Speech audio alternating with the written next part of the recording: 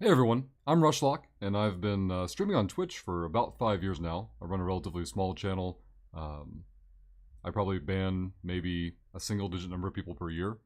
Uh, Being a smaller channel, I don't have to interact very often with the, I guess, more common issues that larger channels have to face and deal with. But I thought it'd be interesting to kind of get a perspective or a look at the mindset of a user after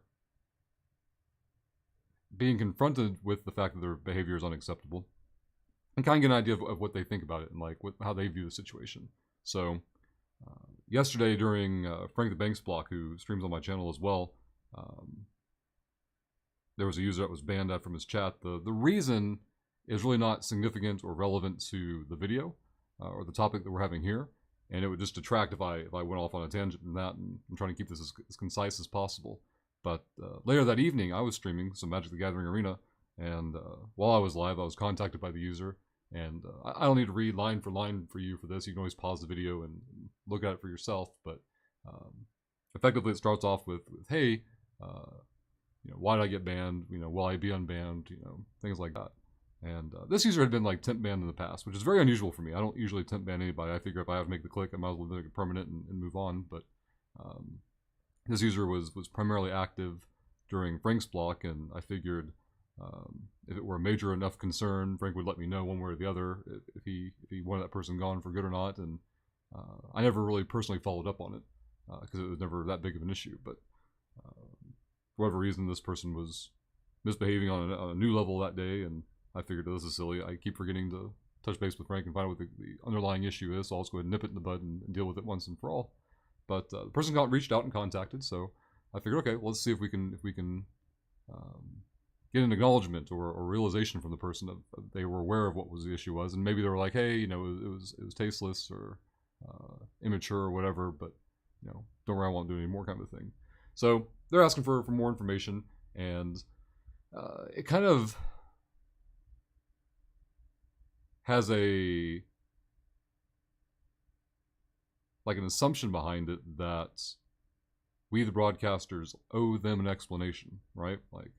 Um, I don't understand that concept because it seems artificial. Like we don't. Like some people choose to post rules or guidelines or regulations or whatever down below their streams.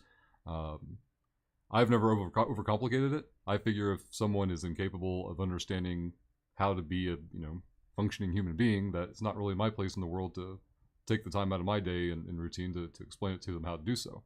Um, those who choose to do so, that's all for them. I don't speak for other people, and it's not my place to judge how they spend their time. But my view on it is it's not worth my time and investment. I have other things that are more important to do, and only stopped on this one to maybe get some perspective or useful information. But you've probably read through this more than enough times. But something that stood out to me as interesting was after I asked, like, do you need an explanation for the issue? And they say yes. I want to know what triggered you.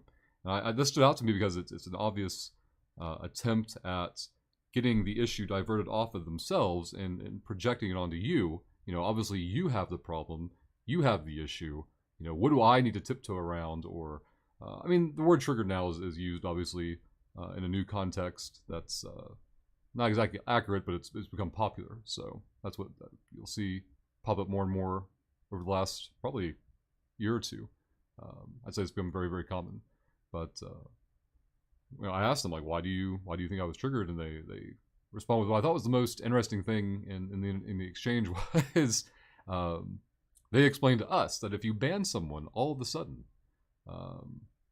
without explanation or whatever, to them saying or doing something you don't like, it means that you got triggered. So it could be a communication issue, like written text. You can't really infer tone or full intent of communication, especially with people you're not familiar with, right? If you're texting your best friend and shorthanding things, and you can easily imagine their tone, but when you're dealing with complete strangers, it's a lot more difficult.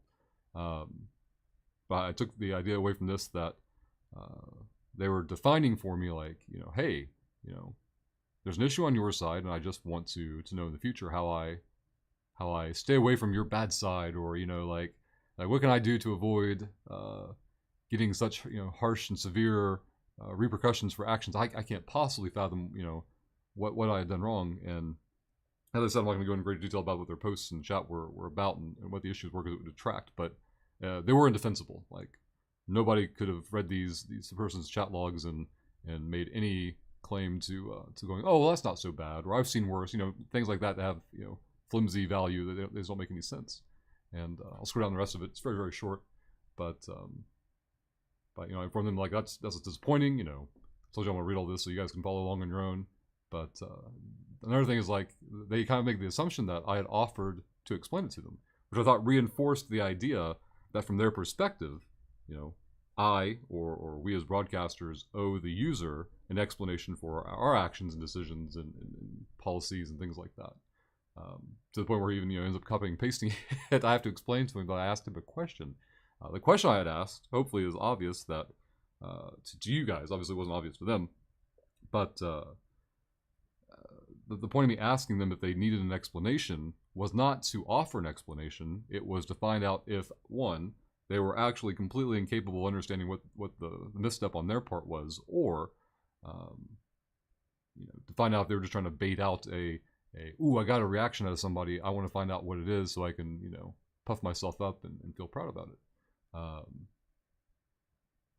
And to this point, they didn't care for that. You know, once I clarified that, you know, I wasn't offering to use more of my time to fix their issue, they became very, very, I shouldn't say very, very, but they became obviously or clearly frustrated and no longer want to deal with it anymore.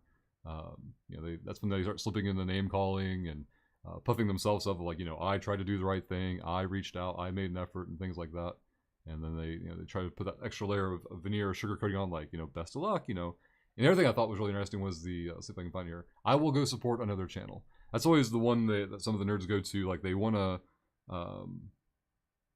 maybe guilt a content creator into like, well, you know, if you're not going to be reasonable, I'll just have to take my support elsewhere, you know, whether it be a subscriber or a bits dropper or a Patreon or a YouTube subscriber, you know, whatever the case may be, it doesn't matter.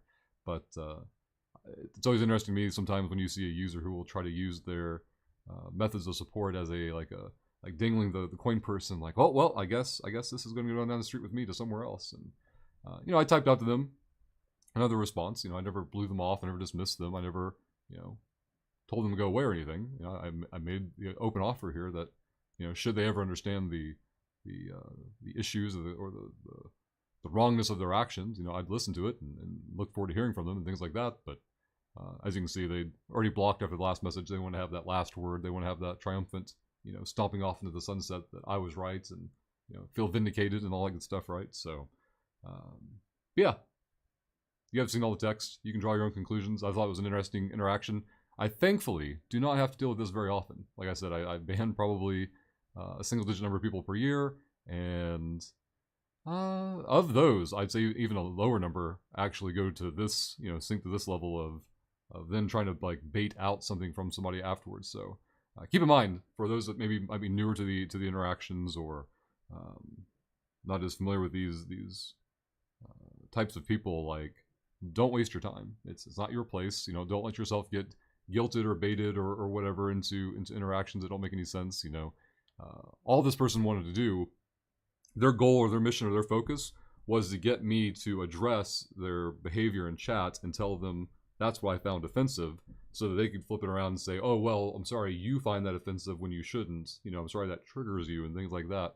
So they could say, okay, well, in the future I'll tiptoe around it and I'll make an extra effort on my part and I'll go out of my way to do basic common sense stuff. You know, there was no special request of this user. It was just, you know, don't be stupid. But as we all know, if you're in my channel of any frequency, we all know how hard it is for people not to be stupid. But you guys have a great one. If you have perspectives and opinions you want to share down in the comments, go for it. And we'll see you all next time.